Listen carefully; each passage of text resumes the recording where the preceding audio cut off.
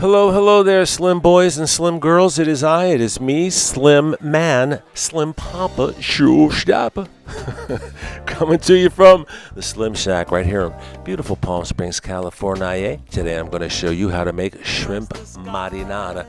It's shrimp in a tomato sauce. I encourage you slim people to use wild shrimp. Well, maybe not this wild or that wild or even this wild. Just use wild caught shrimp. They taste so nice. Take a large saute pan, put it over medium heat, add 3 tablespoons of olive oil. Let's swirl it around, let it warm up. Then we're going to add 4 cloves of smashed garlic.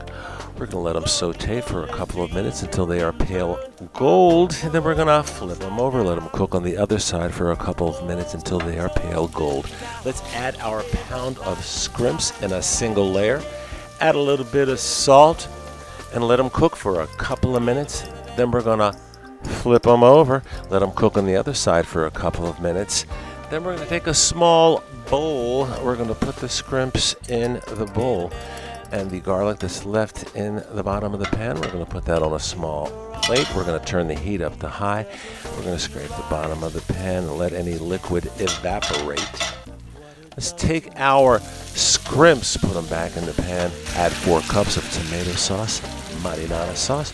We're going to add some chopped basil, some chopped parsley, and we're going to turn the heat down, give it a stir, and that's it. Oh, she's looking so nice. Shrimp marinara. Now, you can eat this as it is. You can put it over rice or bruschetta. You can use it as an appetizer or put it over some linguine.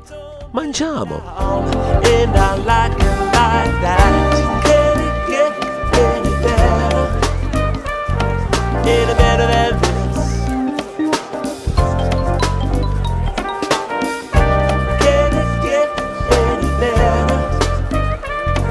Any better than this?